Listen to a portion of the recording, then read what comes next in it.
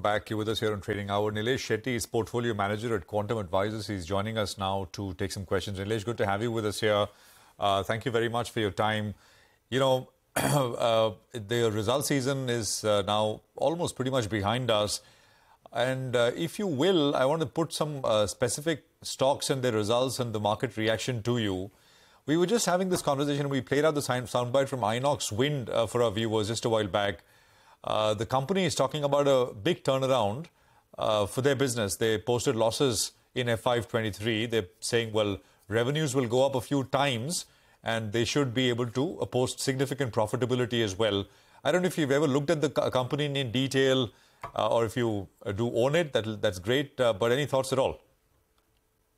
Yeah, so I may not be able to comment on individual stocks, but the entire renewable space, as you know, 3-4 years ago, they were sort of the flavor of the market in some sense, or at least on the private equity side. And valuations were by and large euphoric levels. There has been a big sell-off globally and there has been a big disappointment in that space.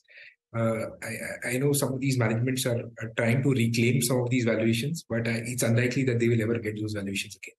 I think investors by and large now are pricing normalized earnings for these companies.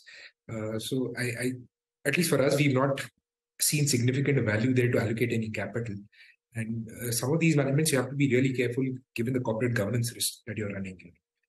So we've stayed away from that, from these companies as well. Any thoughts on what's happening with the cooking appliance space? The kitchen range companies like Stuffcraft, that's down, 11-12%. We remember TTK Prestige when it came out with the numbers. It was not a good set of numbers. Their revenues too had seen a fall of 12.5%.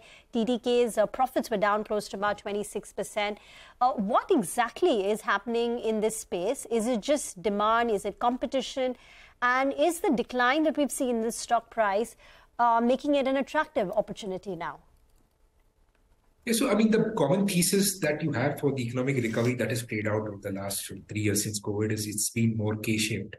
And you see evidence of that in companies that are catering to sort of the mass end of the product range, not doing that well. You have that in two-wheelers, you have that in consumer appliances. So there has been a disappointment on that end at the mass level where consumption has just not picked up.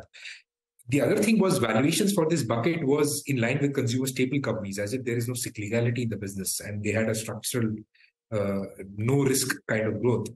That is also correcting now. So you've seen a significant share price correction, given the disappointment in revenues and earnings for these companies. But yes, it is getting interesting for us. We are now looking at this space very closely. These companies essentially have now have moved from a growth bucket to a value bucket or getting closer to a value bucket.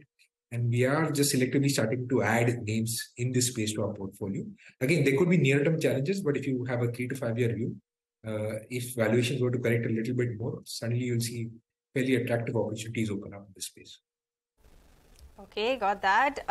Another space I want to ask you about, Nilesh, is this entire real estate pack, because, across the board, we're seeing record high sales come in today. Of course, we have Sobha that's reacting to numbers, but whether it's Macrotech, DLF, Godrej, same story playing out everywhere. So do you think this is something that you would put fresh money into?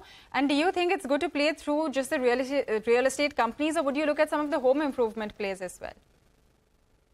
Yeah, so real estate has been a bright spot, surprisingly, after COVID. And, there has been a very strong rebound in demand, and despite interest rate increases, it has held up. Especially the luxury end is doing really well. But real estate is one of those very sort of attractive macro themes in India. But if you sit down and try to figure out which companies do I invest, 90% of them you eliminate purely on corporate governance. There are just 1 or 2 quality names available, which are not that cheap, because everybody knows they have quality and these are companies that you can trust in terms of management practices. So we've actually never had any real estate companies in our portfolio purely for those reasons. It's a great macro theme, but not a great micro investment. You don't get quality companies to invest in purely for corporate governance reasons. But we have mortgage companies in our portfolio. So we play that theme to mortgage companies where we think demand for mortgages, given where penetration is, will remain very strong for the next 2-3 decades. And if you get attractive companies at decent valuations, perhaps that is a better way to play that theme. By the way, ITC is now back in the green, almost there. Remember, it opened significantly lower because it went ex-dividend by 9.5 rupees per share. So the stock was under pressure, but now buying has emerged and the stock has moved up to levels of 450. There you have it. Flat now. Let's see whether it can build now, but it's erased all those early losses on account of the stock being ex-dividend. Nilesh, in the entire FMCG basket, there is a lot of buying. Titan is at a lifetime high, ITC is at a lifetime high, even other names like Godrej Consumer, GCPL for instance, is very close to its lifetime high levels. But on the other hand, you've got companies like Emami, Dabur, the ones which are heavily tilted towards the rural exposure, they're still struggling. So Emami is about 25-26% away from its 52-week high levels. Even Dabur is some distance away. Do you think it's now time to look at the rural plays in the FMCG basket to generate that extra value? Yeah, unfortunately, in our value portfolio, it's been very difficult to justify any FMCG company given the valuation that they trade at. But like you said, this year they've actually led the rally. If you look at the FMCG indices, they've been the best outperformers. And the primary reason is they bore the brunt of inflation last year, and this year you're seeing margins expand as inflation has cooled off. Demand environment still remains mixed. As you say, rural environment is still not picked up. So if you were to look at that space, perhaps that companies linked to rural India may make a lot better sense if you're inclined to invest in that space. But even despite the underperformance of these companies is linked to rural India, still very expensive for us. So we've never had them in our portfolio. All right, Nilesh, we'll leave it there. Thank you very much for your time. Appreciate you joining in with that perspective. Thanks indeed. Well.